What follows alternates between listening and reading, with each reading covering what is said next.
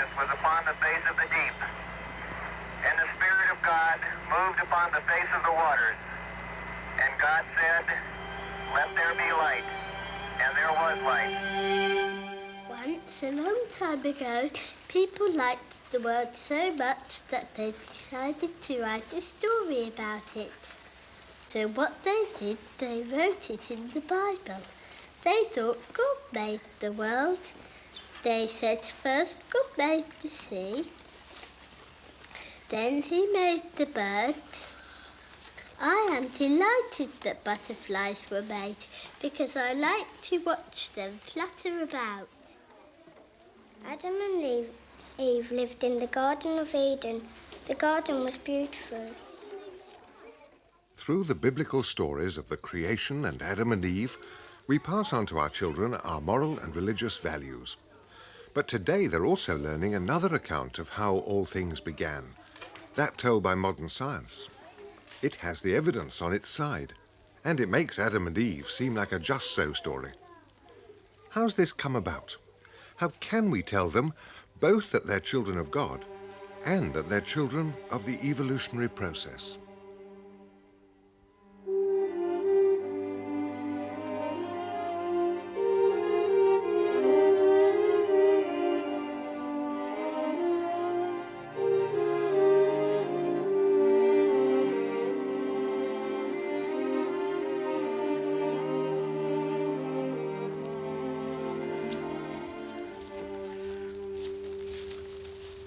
This rather improbable spot is one of the unrecognized and forgotten birthplaces of the modern world.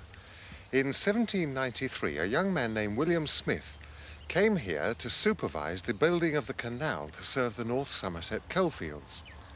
Well, 200 years on, the canal has all but vanished. You can just make out the course of it sweeping round the bend. But William Smith's discovery survives because it was here that the natural world began to have a readable history. Though without formal education, he was the son of a village blacksmith in Oxfordshire. Smith became a canal builder, drainage engineer, and mineral surveyor.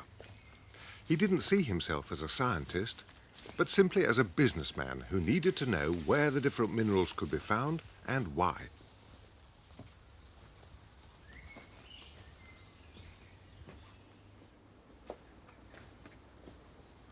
A mine shaft gave him a deep vertical cut into the earth, and a canal gave him a long cut. Putting the two together, he could build up a picture of the underlying structure of the whole landscape.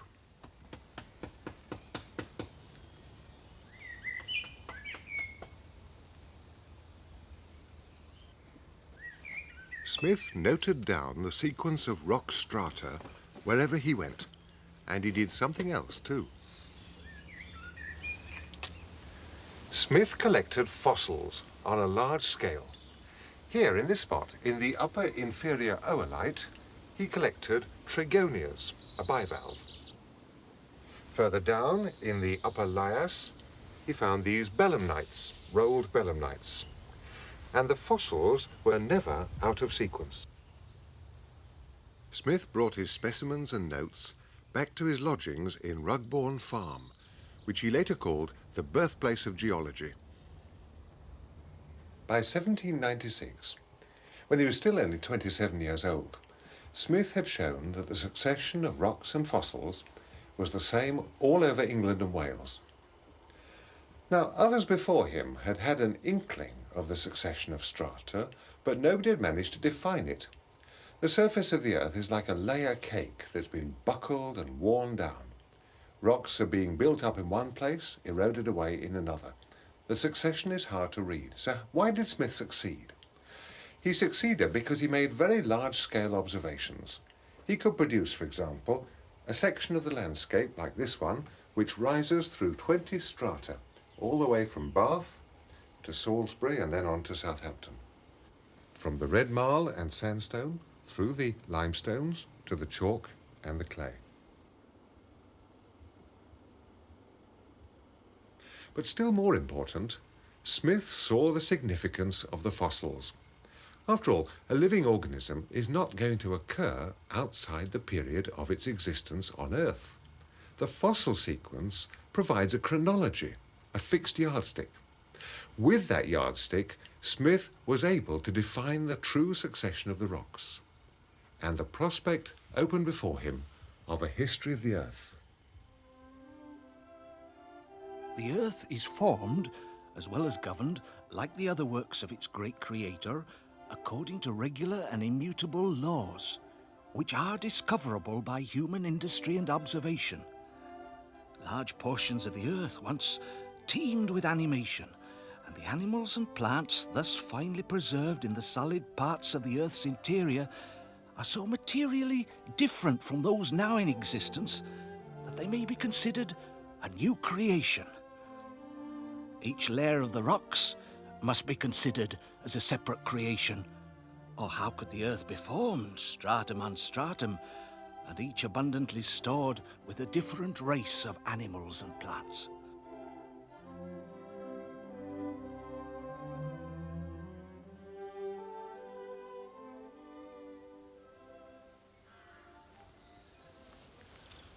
We know from his library that Smith was a sincerely religious man, and in those days people were inclined to take a pretty literal view of the creation story in Genesis. But it was clear to Smith that he could no longer think of the Earth as having been made all at once, finished, complete. On the contrary, it's been built up layer by layer, often after violent upheavals. So Smith postulates a series of distinct creative acts of God, each superimposed upon the one before, rather as we might rebuild a city on its old foundations. Each of the 6 biblical days of creation thus came to be interpreted as a whole geological epoch, a long period of change and upheaval. By allegorizing Genesis in this way, it was possible to work towards a fully historical science of geology. This was finally achieved by Charles Lyell in 1830.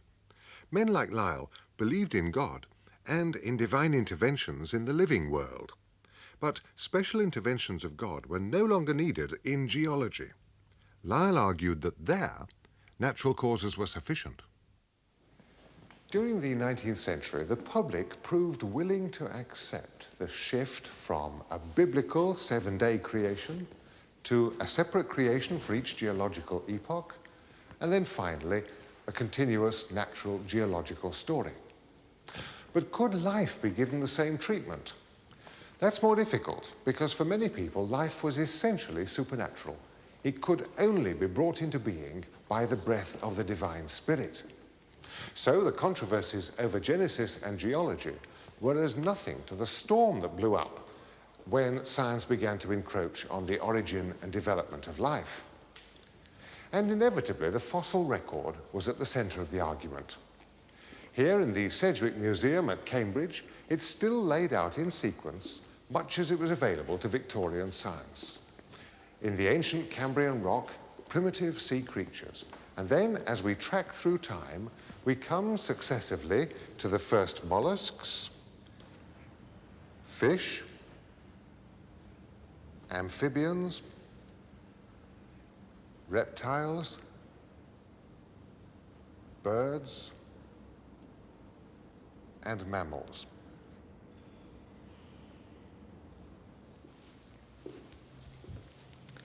The Victorians didn't have our methods of dating, but it was evident that there must have been succession and indeed progression of living things on the Earth over an immense period.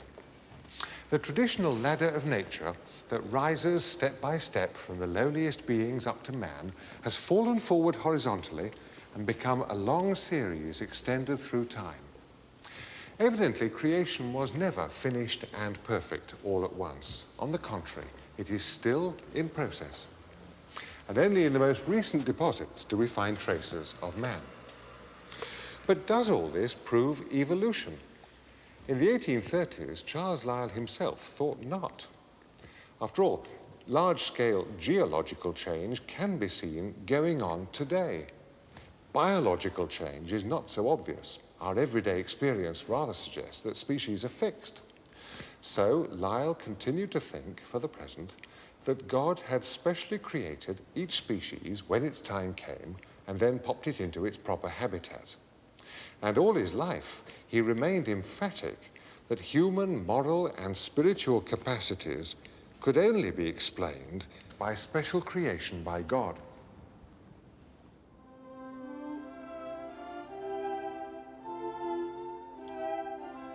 The whole of nature had looked to people in the 18th century as though it had been designed by someone, like the great landscape gardens then so much in vogue.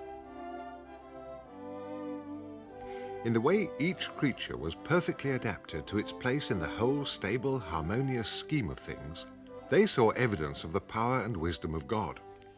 This was the argument from design. When scientists began to look at nature historically, the challenge was to produce a better explanation of how living things have come to be so perfectly adapted to their ways of life and to each other.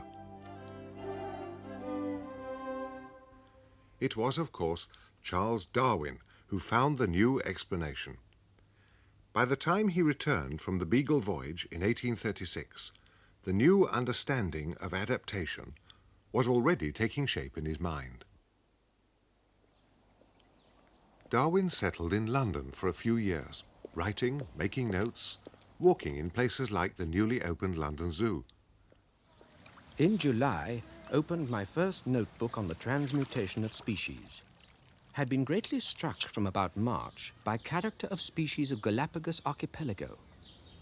If we choose to let conjecture run wild, then animals may partake from our origin.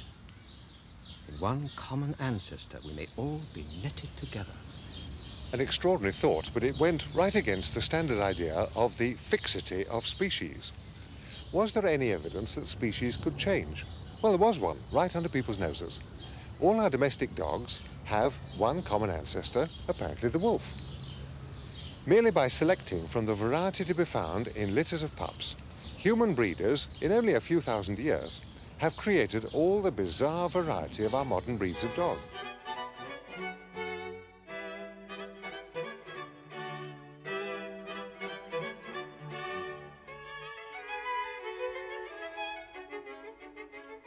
Opponents will say, show me the intermediate forms.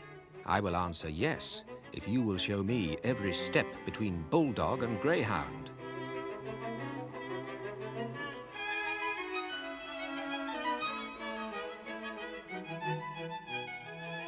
But how could selection occur in nature? In October 1838, I happened to read Malthus, and being well prepared to appreciate the struggle for existence which everywhere goes on, from long-continued observation of the habits of animals and plants, it at once struck me that under these circumstances, favorable variations would tend to be preserved and unfavorable ones to be destroyed. The result would be the formation of new species. Here, then, I had at last got a theory by which to work. But it was to be another 20 years before the theory was sufficiently worked out to give to the world. In 1842, Darwin brought his family to settle here at Down House in Kent, and he began his careful, methodical routine. Darwin wrote a sketch of his theory in 1842, a short book in 1844, and a very long book from 1854.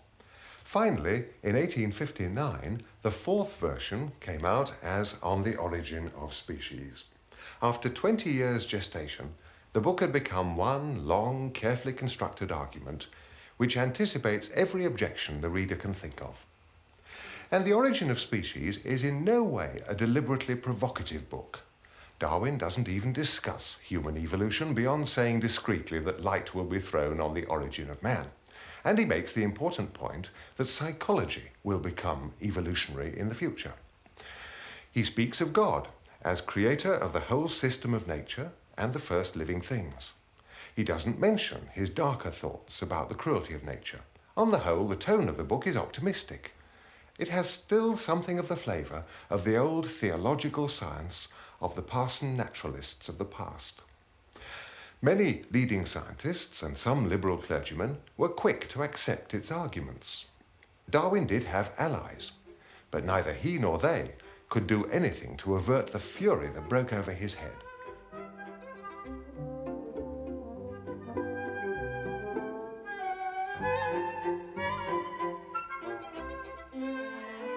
Considering how fiercely I have been attacked by the orthodox, it seems ludicrous that I was intended to be a clergyman. At that time, I did not in the least doubt the strict and literal truth of every word in the Bible. Whilst aboard the Beagle, I was quite orthodox. But I gradually came to see that the Old Testament was no more to be trusted than the sacred books of the Hindus, or the beliefs of any barbarian, with its manifestly false history of the world, with the Tower of Babel and all the rest. By such reflections as these, I gradually came to disbelieve in Christianity as a divine revelation. So Darwin lost his belief in the literal truth of the Bible quite early in life. And he never seems to have considered the possibility of a liberal or critical view of the Bible. But that was not the end of his religion, because in his day, people believed that the existence of God, his design and creation of the world, and the immortality of the human soul could be established purely by reason, independent of any scriptures or religious authority, but simply by arguing from the facts of nature. It was called natural theology, and it mattered a lot to Darwin. He didn't give it up easily. But Darwin was English with a certain literalness of mind. He always treated design and special creation by God as if it were a rival scientific explanation, an opponent of his own theory. The only sort of God Darwin could really understand was a scientific hypothesis God, postulated to account for the order in the world. As that sort of God faded out of science in Darwin's lifetime, so he faded out of Darwin's mind.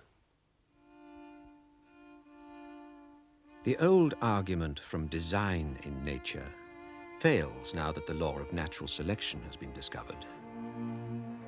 We can no longer argue that, for instance, the beautiful hinge of a bivalve shell must have been made by an intelligent being, like the hinge of a door by men. There seems to be no more design in the action of natural selection than in the course the wind blows. Yet there remains the impossibility of conceiving this immense and wonderful universe, including man, as the result of blind chance or necessity. When thus reflecting, I feel compelled to look for a first cause having an intelligent mind. This conclusion was strong in my mind about the time I wrote The Origin of Species, and it is only since that time that it has very gradually, with many fluctuations, become weaker. But then arises the doubt. Can the mind of man, which has, as I fully believe, been developed from a mind as low as that possessed by the lowest animals, be trusted when it draws such grand conclusions? I cannot pretend to throw the least light on such abstruse problems. The mystery of the beginning of all things is insoluble by us, and I, for one, must be content to remain an agnostic. Many people followed this darker and more agnostic side of Darwin's thought. The world process was amoral, and man was locked into it. No room remained for the ideas of a benevolent providence and life after death. However, when pressed, Darwin himself allowed that evolution might be compatible with faith in a creator. God had perhaps chosen this strange way of bringing us into being. So liberal Christians saw Darwin as teaching that the law of life is progress through struggle and suffering. Yet, for pessimists and optimists alike, Darwin marked a major shift in our view of life.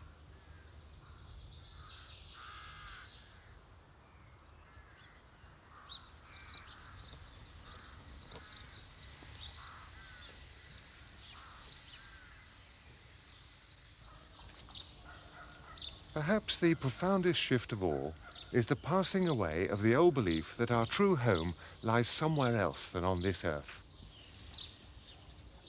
We're not, it seems, immortal souls who only temporarily happen to be housed in these bodies. Rather, we are products of nature, embedded in nature. We're of the earth, to the earth we return. So the old kind of ascetical religion that punished and repressed human nature for the sake of a better life somewhere else now seems futile, and indeed Christians are already giving it up to a remarkable extent. Religion returns to this earth. That perhaps is the profoundest impact of Darwin's revolution.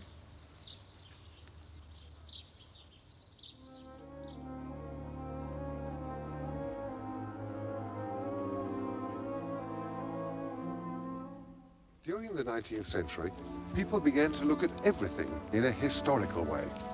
Geology had become historical, and because the fossil record is woven into the rocks, biology inevitably had to become historical too.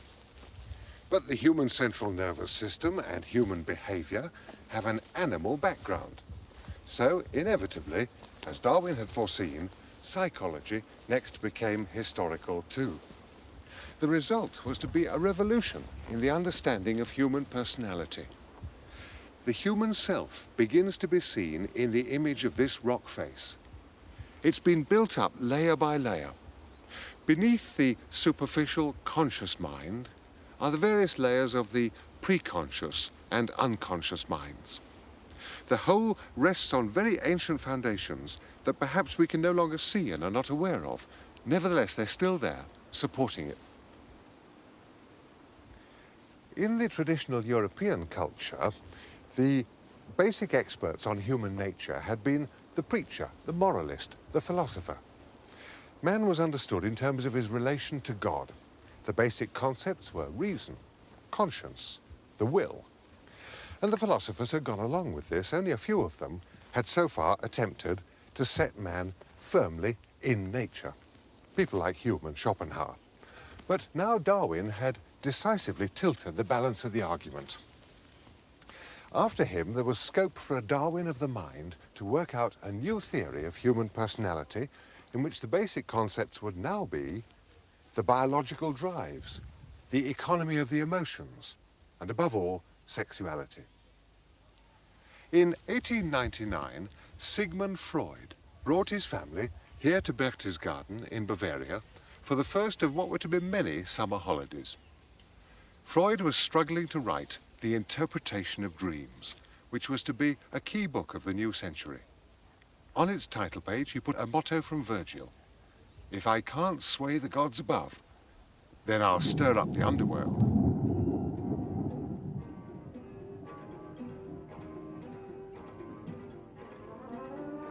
There's a lynx on the roof.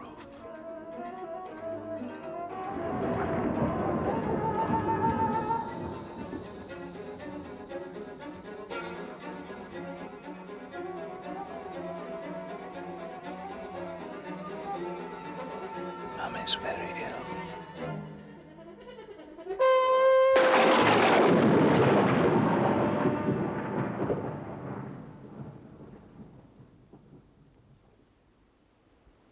What do dreams mean? Well, dreams are thoughts, and Freud was a determinist who believed that all thoughts have causes. So our dreams must have a meaning. What is it? 4 years before, Freud had already come to the conclusion that our dreams fulfill wishes.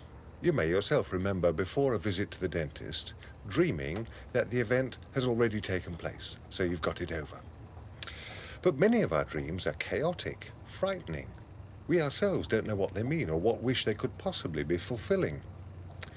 Well, Freud had urgent personal as well as intellectual reasons for wanting to understand his own dreams. So for years he systematically recorded and analyzed them. He came to the conclusion that even in sleep a system of censorship operates. Our forbidden wishes can't come too openly to consciousness. They have to be encoded, disguised. So, writing on this veranda in this house in 1899, Freud set out to discover the logic of dreams. I told my patient that this dream must mean that when she was a child, she had wished she could see her mother dead. I'd scarcely said this when she said that lynx eye was a term of abuse that had been thrown at her when she was a very small child. When she was 3 years old, a tile off the roof had fallen on her mother's head and made it bleed violently. The dream reveals a powerful cluster of buried childhood feelings towards the parent of the same sex, identification with her, but also a wish to see her dead, and then anxiety and guilt about this same wish. This cluster of feelings Freud was in time to call the Oedipus complex. And he was finding in dream analysis his royal road to the knowledge of the unconscious. Through dream interpretation, he was gaining insight into the deepest workings of the human mind. The idea wasn't wholly new. Freud himself quotes Nietzsche. In dreaming, some archaic relic of humanity is at work, something we can no longer reach by a direct path. At its deepest level, the human mind is a coiner of metaphors, by which we spin around ourselves a protective cocoon to shield us from the ultimate truth of our own condition. It's ironical that Freud's classic statement of the primacy of the archaic and the irrational in the human mind should have been written here at Berchtesgaden, overlooked by the eagle's nest, the symbol of a force that would one day drive Freud from his home in Vienna to die in exile.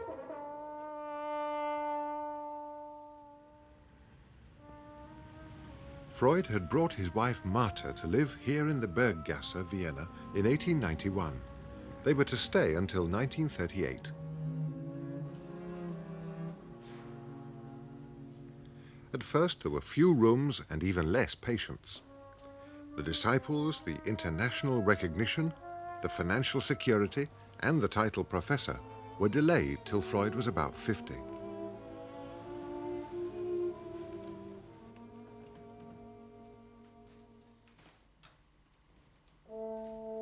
In Freud's day, people who'd once taken their sins to priests were beginning to take their emotional problems to doctors.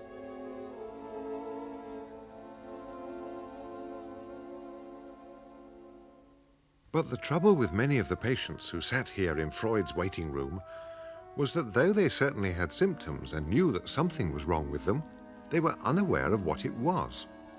It seemed that the injury must lie in some unconscious region of the mind, some buried memory which the patient didn't know about. The physician needed a technique for identifying the unconscious fears which were tormenting the patient and overcoming them. But to do this, he had to find a way to the unconscious area of the mind where the trouble was rooted. In psychoanalytic therapy, we require the patient to put himself into a condition of calm self-observation, and then to communicate everything which he becomes inwardly aware of, feelings, thoughts, memories. The physician listens, forces the patient's attention in certain directions, and observes the reactions. By means of such analysis, he can always discover the purpose behind the neurotic symptom. In fairy tales, there are evil spirits whose power is broken when you can tell them their names that they've been hiding from you. So with the neuroses, their existence depends on distortion and disguise. When their riddle is solved and the solution accepted by the sufferer, they will no longer be able to exist. Each day from 8 till 1 and again from 3 till 9, Freud sat in this chair, chain-smoking cigars and listening while a succession of patients lay on the couch. What was he doing? Freud often compared himself with a confessor or even an exorcist. But he wasn't judging sinners, and he didn't promise so much as they had promised. He aimed to act as an interpreter and guide, piloting the patient through suffering to self-knowledge and self-acceptance. He aimed to teach us to do the best deal with life that we can. He doesn't promise any kind of perfect happiness, and in this he's unlike almost all earlier teachers. He regards all ideas of a final salvation as harmful illusions. In the chapel at the Vienna Mental Hospital, which dates from Freud's time, worship might be seen as expressing a longing for healing and redemption. Not by Freud. His hostility was implacable. Religion was not a form of therapy, but itself an illness.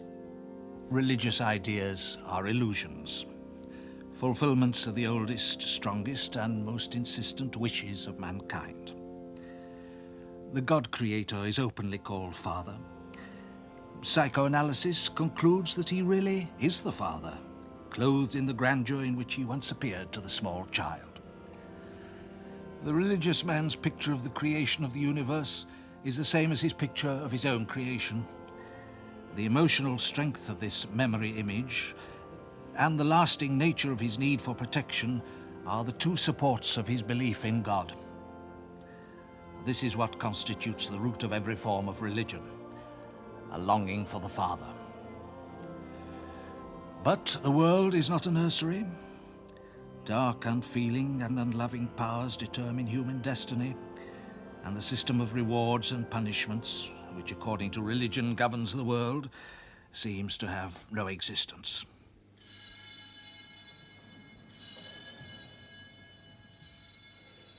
We view religious teachings as neurotic relics, and we may now argue that the time has come for replacing the effects of repression by the rational operation of the intellect. Freud's rejection of the Christian view of man could hardly have been more complete. He was a sort of Victorian scientific rationalist who wanted to increase the control of the rational conscious ego. Yet his thinking left a loophole. All his life he was fascinated by the archaic, and he collected these marvelous statuettes, oriental, primitive, and classical. He saw them as revealing something of the unconscious mind. He knew that the unconscious is the real dynamo of the personality, and it's far older and greater than the conscious. And it thinks in mythical, magical, and religious ways. It's the persistence in us of the archaic religious mind. And a follower of Freud's might well say to himself, why is Freud so preoccupied with his rationalism? Surely, to achieve human wholeness, what we need is a marriage between the conscious and the unconscious. Perhaps the unconscious only seems so threatening and disorderly because we've become so alienated from it. But in reality, we need it. Here, perhaps, is the germ of a new understanding of religion. And Freud had a follower whose thought went along these lines. He was Carl Gustav Jung. Almost 20 years Freud's junior, Jung was the son of a Swiss pastor. He had already successfully applied and developed some of Freud's ideas when the two men met in 1907 and became close friends. But by 1912, profound disagreements on the centrality of sexuality in Freud's theory and on the place of religion led to a complete and painful break. Jung had settled in this house in Küsnacht, near Zurich, where he practiced as a psychotherapist for the rest of his life. The inscription he set above his door proclaimed his personal starting point. Whether called upon or not, God will be present. It's an answer given by the Delphic oracle in reply to a question about a coming battle. But for Jung, it means the religious question is inescapable. Sooner or later, the unconscious catches up with you. And it crystallizes the difference between Freud and Jung that led to the break in 1912. Freud had dealt mainly with neurotics, people he could talk to, and he saw his task as that of strengthening the rational ego so it could cope with life. But Jung, as a psychiatrist in a mental hospital, had dealt with the altogether more fearsome world of true madness, psychosis, where the ego is overwhelmed by the violence of the unconscious. He came to think that only religion could name the powers that then take over the mind and pilot the way towards spiritual health. These ideas were shortly to be tested in his own experience. During the years 1913 to 1919, Jung experienced a midlife crisis, as Freud had done at the same age.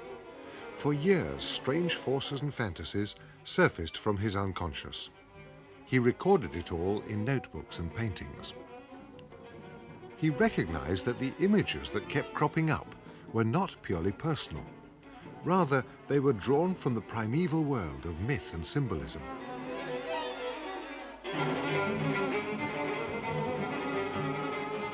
But what was the meaning of this violent eruption?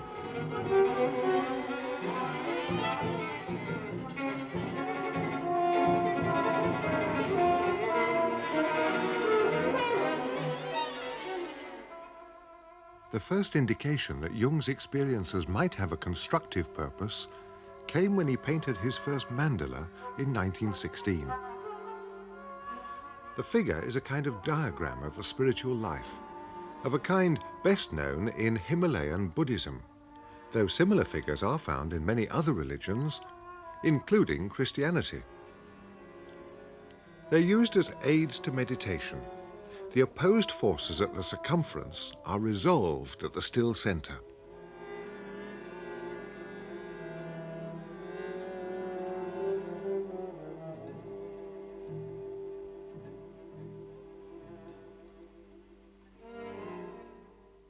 So Jung's approach to therapy is based on a more optimistic view of the unconscious. Let me tell you a story which happened a long while ago. I was sent a young patient who suffered from incurable insomnia. She was a teacher who'd successfully completed her studies, but who lived in constant fear of making a mistake. She'd got into an unbearable state of spasmodic tension. I tried to explain to her that psychic relaxation was necessary, that I, for example, found relaxation by sailing on the lake, by letting myself go with the wind, that this was good for one, necessary for everybody. But I could see by her eyes that she didn't understand. Then, as I talked of sailing and of the wind, I heard the voice of my mother singing a lullaby to my little sister, as she used to do when I was 8 or 9. A story of a little girl in a little boat on the Rhine with little fishes. And I began, almost without doing it on purpose, to hum what I was telling her about the wind, the waves, the sailing and relaxation, to the tune of the little lullaby.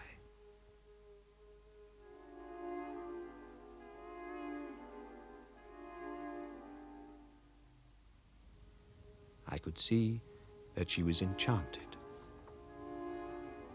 Years later, her doctor told me she came back cured, and I always wanted to know what you had done.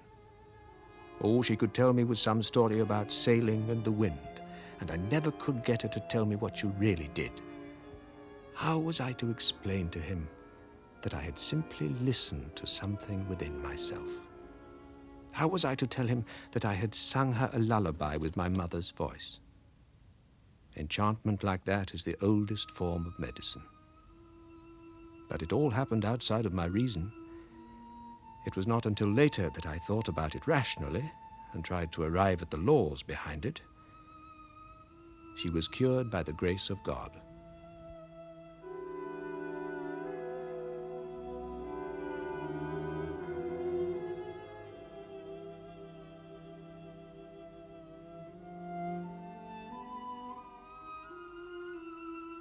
At Bollingen, near Zurich, Jung built, largely with his own hands, the house he called the Tower. It was his own personal retreat, where he spent more and more time in the last 30 years of his life.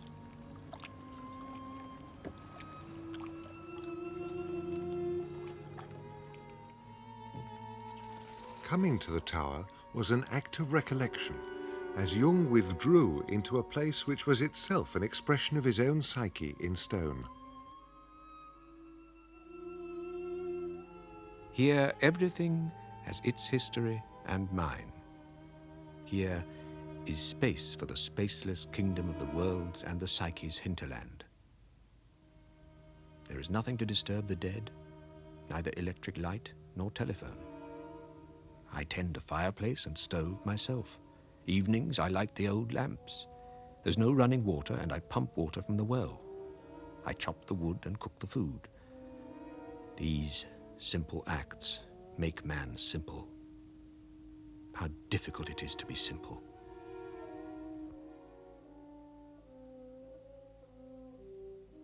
In Bollingen, silence surrounds me almost audibly, and I live in modest harmony with nature. Thoughts rise to the surface which reach back into the centuries. From the beginning, I felt the Tower was in some way a maternal womb in which I could become what I was, what I am, and will be. It gave me a feeling as if I were being reborn in stone. At times, I feel as if I'm spread out over the landscape and inside things, and am myself living in every tree, in the clouds, in the procession of the seasons. We moderns are faced with the necessity of rediscovering the life of the spirit. We must experience it anew for ourselves. It is the only way in which we can break the spell that binds us to the cycle of biological events. Different thinkers draw the line between science and religion in different ways. Jung draws it along the frontier between the conscious and the unconscious minds. He always accepted that natural science gives us our only knowledge of the external physical world. But there's another world, also a common world, the inner world of the psyche. It expresses itself in the language of myth. And for Jung, religion is about that inner world and about the task of bringing the inner and outer worlds into harmony. All his life, he made objects in order to express and articulate his inner myths. Here's one that he made in 1958 when he was 83 years old.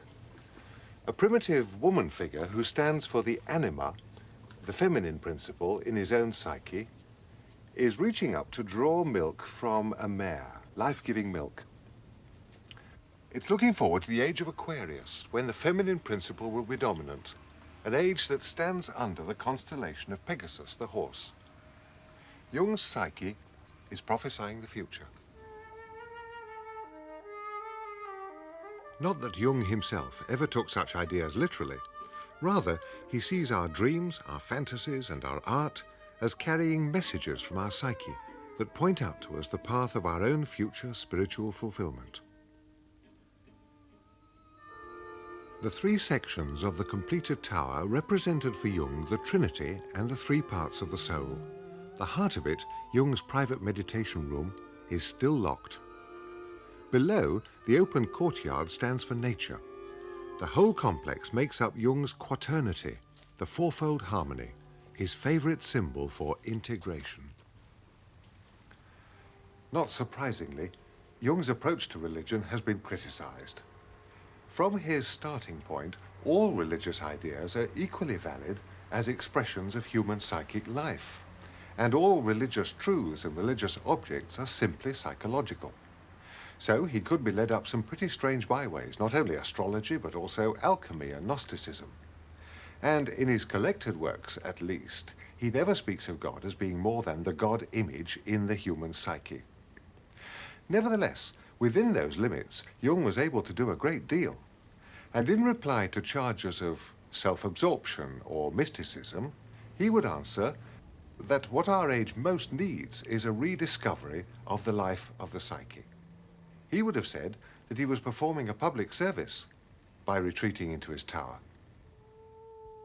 Not only do I leave the door open for the Christian message, but I consider it of central importance for Western man. It needs, however, to be seen in a new light, in accordance with the changes wrought by the contemporary spirit. Otherwise it stands apart from the times and has no effect on man's wholeness. The idea of God is an absolutely necessary psychological function of an irrational nature which has nothing whatever to do with the question of God's existence. The human intellect can never answer this question, still less give any proof of God. Moreover, such proof is superfluous, for the idea of an all-powerful divine being is present everywhere, unconsciously if not consciously, because it is an archetype. I therefore consider it wiser to acknowledge the idea of God consciously, for if we do not, something else is made God, usually something quite inappropriate and stupid, such as only an enlightened intellect could hatch forth. And did you believe in God? Oh, yes. Do you now believe in God? Now? Difficult to answer. I know. I don't need to believe. I know. What did Jung mean by claiming at the end of his life to know God? Remember the journey he'd taken. As a young man, he'd broken away from religion and joined Freud. He accepted Darwin's revolution in our understanding of man's place in nature.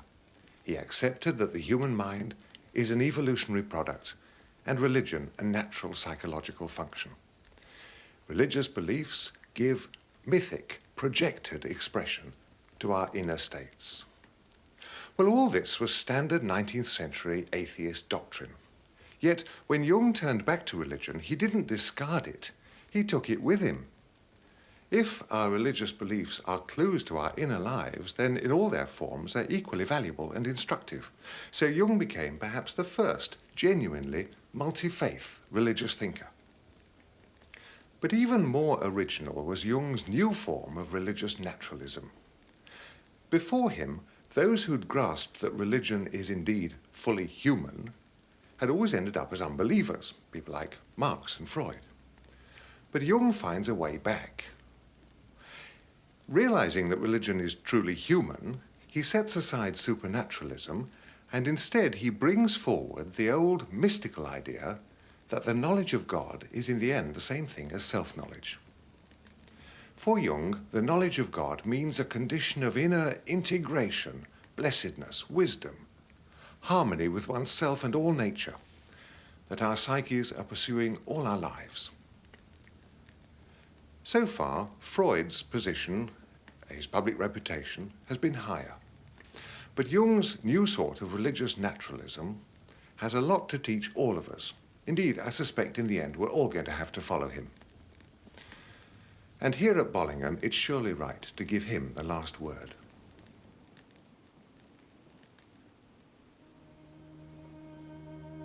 My life is the story of the self-realization of the unconscious. What we are to our inward vision can only be expressed by way of myth. Myth is more individual and expresses life more precisely than does science. Thus it is that I have undertaken to tell my personal myth. We cannot make any final judgment about ourselves or our lives. At bottom, we never know how it has all come about. The life of man is a dubious experiment. It is a tremendous phenomenon only in numerical terms. Individually, it is so fleeting that it is literally a miracle that anything can exist and develop at all. In the end, the only events in my life worth telling are those when the imperishable world erupted into this transitory one.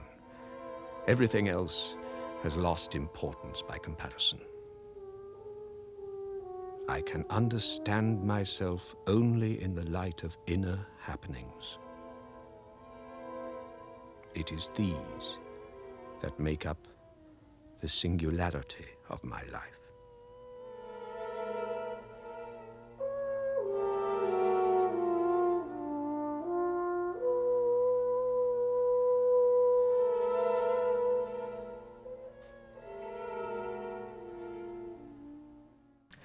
The Sea of Faith. Watch all episodes in the series on BBC iPlayer.